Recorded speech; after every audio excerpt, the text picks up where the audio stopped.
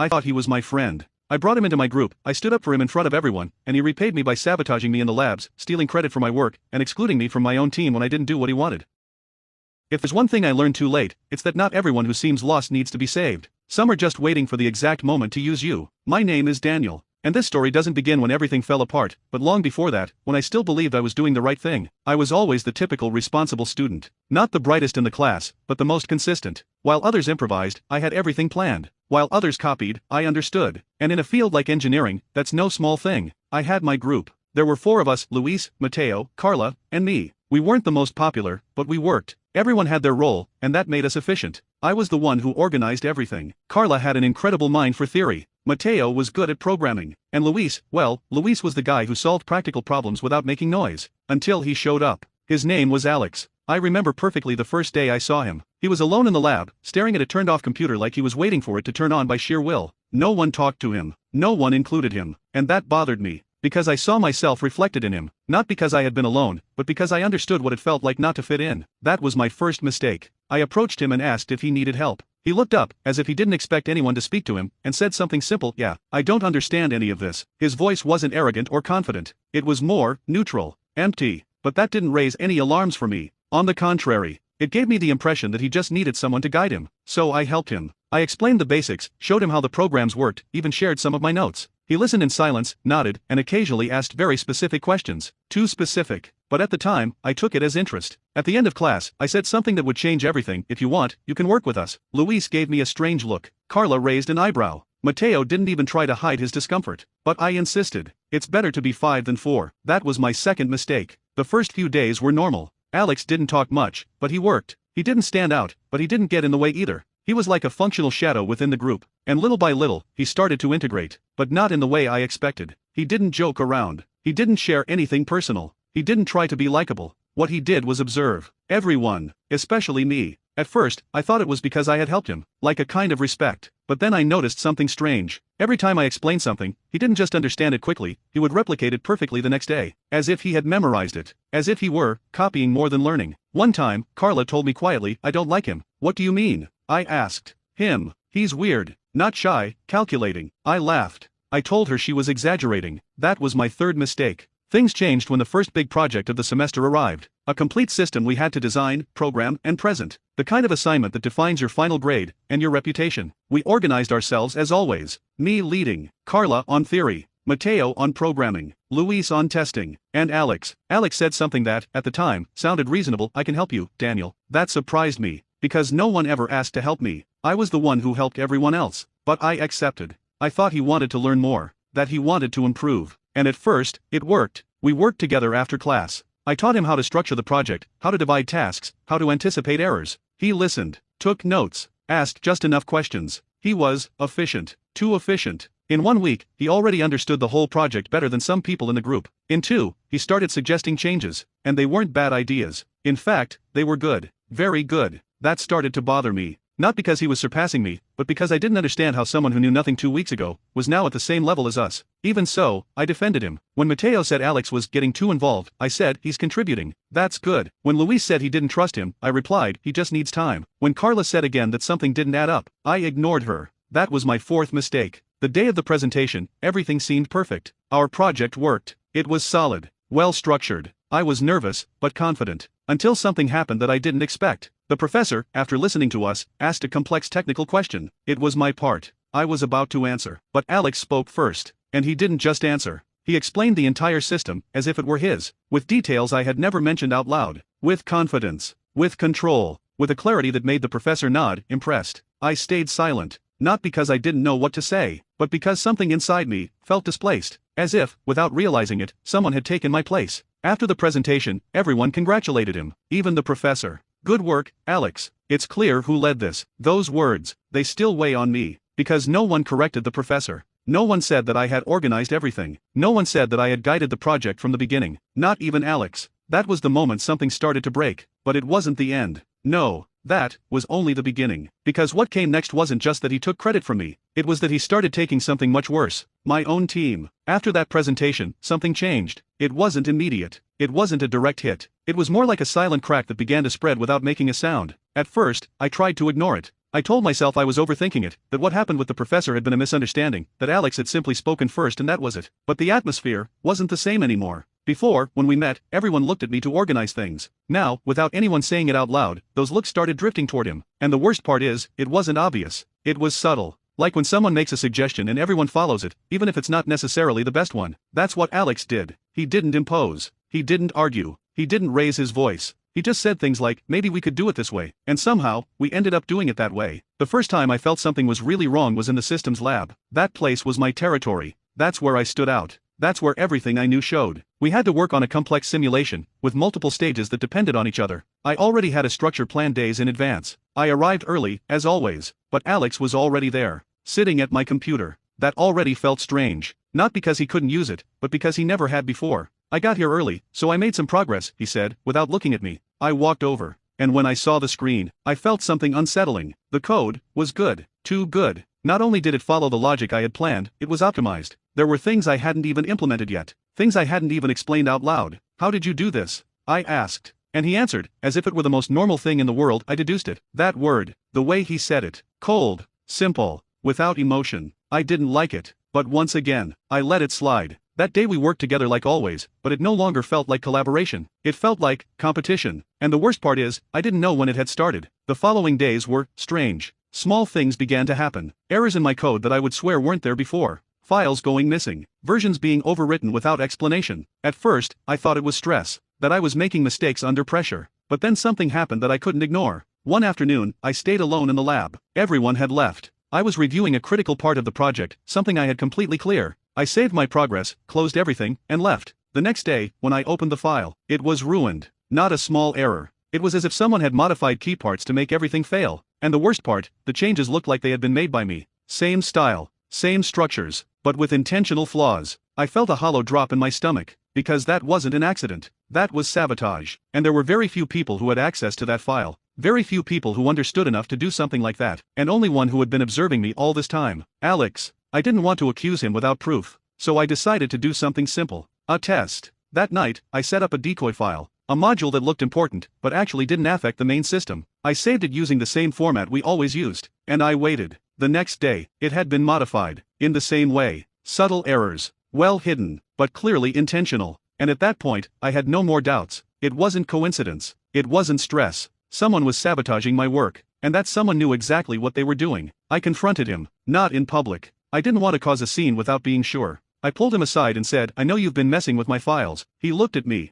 No surprise. No nerves. Just, calm. And do you have proof? He replied. That sentence, it hit like a punch. Because he was right. I had nothing concrete. Just instinct. Just patterns. And that wasn't enough. Stop doing it, I said. And he smiled. It wasn't a big smile. It was something small, almost invisible, but enough to understand something I didn't want to accept. This wasn't an accident. It was a game. And I was already losing. After that, things got worse. The errors started appearing at key moments. Right before deadlines. Right when it mattered most. And every time something went wrong, Alex was there to fix it. Fast. Efficient. As if he already knew exactly what to do. As if he had caused the problem. And little by little, the group started trusting him more. Because while I explained why something had failed, he fixed it. While I defended my work, he showed results. And in an environment like that, results speak louder than any explanation. One day, I overheard something that left me cold. Mateo talking to Luis. I think Alex should lead the next project. They didn't say my name. They didn't even mention me. As if I were no longer an option. As if I were no longer part of it. And that's when I understood something that hurt more than the sabotage. They weren't just taking my credit. They were taking my place. And the worst part is that all of this started the day I decided to help him. There comes a moment when the doubts disappear. Not because someone tells you the truth, but because reality can no longer be disguised. For me, that moment came on a Tuesday. I remember it far too clearly. We had a meeting to start the second big project of the semester. This one was even more important than the last. More complex. More visible. More decisive. I came prepared. I had spent the entire weekend organizing ideas, thinking about the structure, anticipating possible solutions. That's what I always did. It was my role. But when I walked into the room, something felt off. The four of them were already sitting down, without me. And Alex was in my place. Not physically, but in the dynamic. He had his laptop open, speaking confidently, explaining something while the others listened. No one had waited for me. No one had said, we'll start when Daniel gets here. Nothing. They just started without me. I sat down, in silence. I waited for him to finish. When he did, I raised my hand slightly, trying to regain control. I also have a proposal, I said. Alex looked at me, and he replied with something that, at the time, didn't seem so serious, but changed everything. We already have a foundation. That sentence cut through the air. It wasn't a let's hear what you have. It wasn't a share it with us. It was a we don't need it anymore. Still, I insisted. I started explaining my idea. But as I spoke, I noticed something. They weren't listening to me the same way. Mateo was looking at Alex's screen. Luis nodded at things I hadn't said. Carla avoided looking at me. And Alex interrupted me. That's very similar to what I already proposed, he said. And he opened his file. And there it was. My structure. My logic. My way of dividing the project. But, improved. Refined. As if someone had taken my work, polished it, and was now presenting it as his own. I went silent. Because I understood. Not in that exact second, but from everything that had been building up. The times we worked together. The things I taught him. The conversations where I explained how I think. He wasn't learning. He was collecting. And now, he was using it. We can go with this, Mateo said. Yeah, it's clearer, Luis added. And then came the sentence I will never forget. Carla, the only person who had doubted him from the beginning, the only one who had warned me. She said, I think it's the best option. She didn't defend me. She didn't say anything else. Just that. And in that moment, I knew I was alone. I tried to stay calm. That foundation was built together, I said, looking at Alex. He didn't deny it, but he didn't confirm it either. He just said, what matters is the result. That sentence was the end, because it was no longer about who did what. It was about who controlled the narrative. And he already had it. The following weeks were strange. I was still in the group. In theory, but in practice, I had no voice anymore. They assigned me small tasks, reviews, corrections, things I used to delegate. And every time I tried to contribute something bigger, it was ignored, or dismissed, with logic, with arguments, always in a professional way, never aggressive, never direct, but constant, like a drop falling over and over again, until it wears everything down. One day, I decided to talk about it, not with Alex, with the group. This isn't working, I said. What do you mean? Mateo asked. I'm not participating like before. I feel like Alex cut in. We're all participating. That's not true, I replied. And for the first time, the tension became real. Silence. Uncomfortable glances. Then Luis said something I didn't expect. Well, lately you've been messing up. It felt like I'd been shoved. Messing up? Mateo nodded. Yeah, the errors in the lab, the delays, I couldn't believe it. The errors. The same ones I knew weren't mine. The same ones I had tried to explain. Now they were the reason to question me. That's not I tried to say. But Alex spoke. Calm. Precise. Daniel, no one is saying you're not good, but the project needs stability. Stability. As if I were the problem. As if everything that had happened was my fault. And then came the final blow. Carla. Again. Maybe we should reorganize. That sentence. It was elegant, but its meaning was clear. Remove me. They didn't say it like that. They didn't use that word, but the idea was there. Floating in the air. Waiting for someone to make it official. And that someone was Alex. We can split into 2 teams, he said. To be more efficient. 2 teams. 5 people. Do the math. 1 is left out. And we all knew who it was. No one protested. No one said no. No one looked at me. And in that moment, I understood something that hurt more than everything before. It's not that Alex was so good at manipulating. It's that I had done all the work for him. I brought him in. I taught him. I defended him. I ignored every warning sign. And now, I was seeing the consequences. I stood up. I didn't yell. I didn't make a scene. I just said, I understand. And I left. But what they didn't know is that I had learned something too, during all that time. Something Alex didn't expect. Because if he had been observing me, I had started observing him too. And I had seen things, patterns, mistakes, details that didn't add up. And if he wanted to play his game, then he was about to find out something. I knew how to play too. When I walked out of that room, I didn't feel anger. That would have been easier. What I felt was something much colder. Clarity. Because when everything breaks, you no longer have anything to protect. And that gives you a dangerous advantage. I walked aimlessly across campus, replaying every moment, every conversation, every mistake of mine. Every time Alex had been conveniently ready to fix something I had supposedly ruined. It wasn't improvised. It was systematic. And if something is systematic, it leaves traces. You just have to know where to look. That same night, I made a decision. I wasn't going to confront him again. I wasn't going to argue with the group. I wasn't going to defend myself with words. I was going to do it with evidence. The next day, I went straight to the lab. But not to work. To observe. The lab computers had something most people ignored: logs, access histories, changes,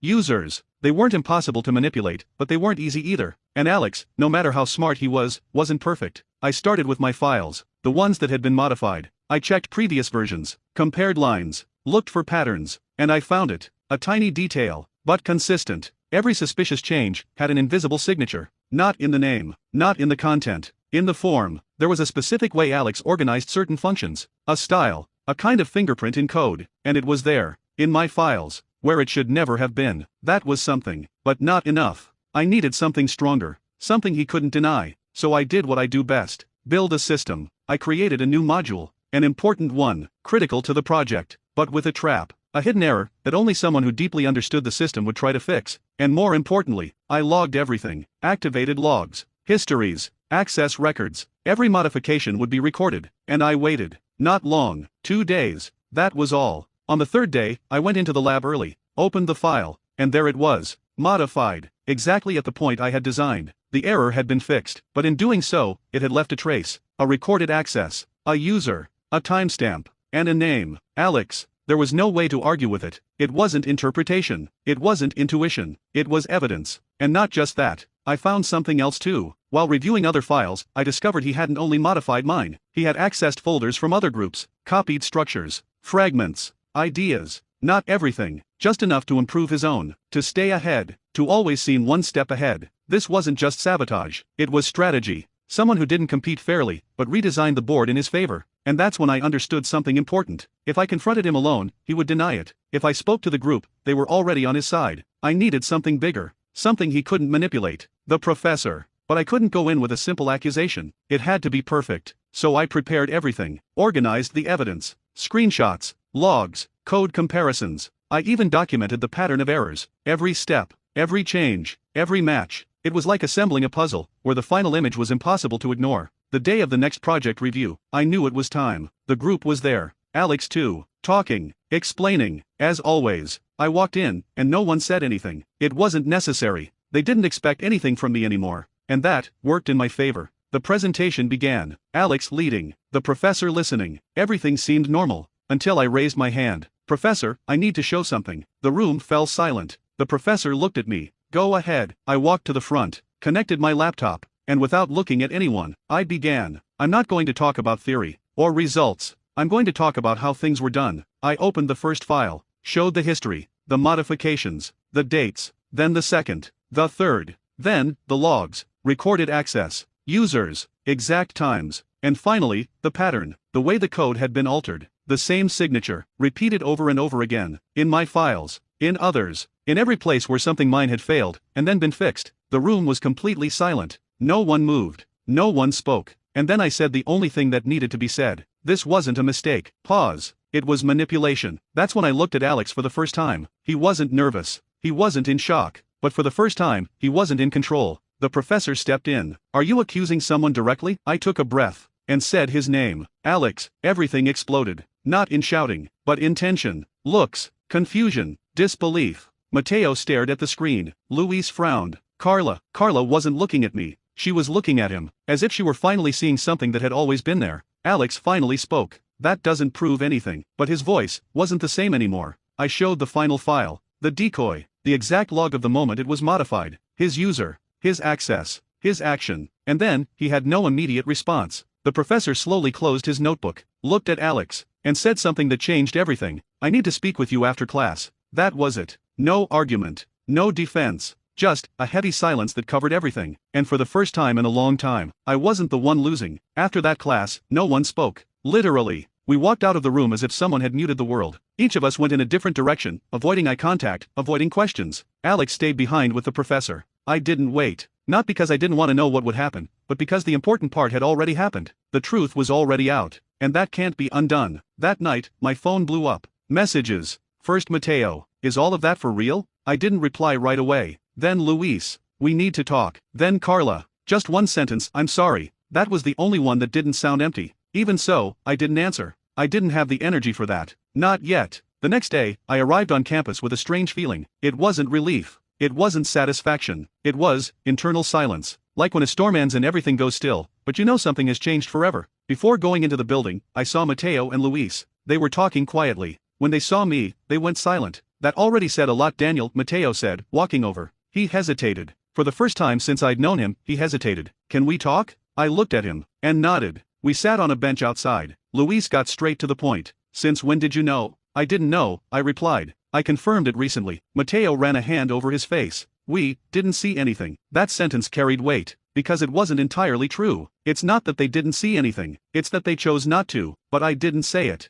It wasn't worth it. And now what? Luis asked. That was the real question. Not about the past. About what came next. Before I could answer, Carla arrived. She sat down without saying anything, and after a few seconds, she spoke. I did see it. The three of us looked at her. From the beginning, she continued, but I didn't think it would go this far. It didn't sound like an excuse. It sounded like someone who had finally decided to stop lying to themselves. I should have said something, she added. I looked at her, and for the first time in the whole story, I didn't feel anger. I felt distance. Because there are things that don't break the moment they happen. They break when you choose to do nothing, and that's not easy to fix. Yeah, I said. You should have. I didn't say it with anger. I said it like a fact. No one spoke after that. There was no need. A couple of hours later, we were all called in. The professor's office. When we walked in, Alex was already there. Sitting. Alone. But he wasn't the same. He didn't have that calm. He didn't have that control. He wasn't looking at anyone. The professor got straight to it. I've reviewed everything. Pause. And it's clear. Another pause. Heavier. There was file manipulation, unauthorized access, and use of material that does not belong to you. He looked at Alex. This is a serious violation. Alex said nothing. Not a word. Not an excuse. Nothing. You are removed from the project, the professor continued, and this will be reported to the faculty. That was serious. Very serious. At that point, it wasn't just a grade anymore. It was his academic record. His future. The professor then looked at us. As for the group, silence. You will need to reorganize. No one spoke, but we all knew what that meant. The group no longer existed as it had before. When we left the office, Alex stood up. He walked past me, stopped for a second, and said quietly, "You learned." That was it. It wasn't an apology. It wasn't an attempt to justify himself. It was almost an acknowledgement, as if all of this had been some kind of test, and I had finally stopped being useful and become something dangerous. I didn't respond. There was nothing to say. He left, and I never saw him again. Ever. The following weeks were strange. We finished the project, but not as a group anymore. Mateo and Luis worked together. Carla joined me,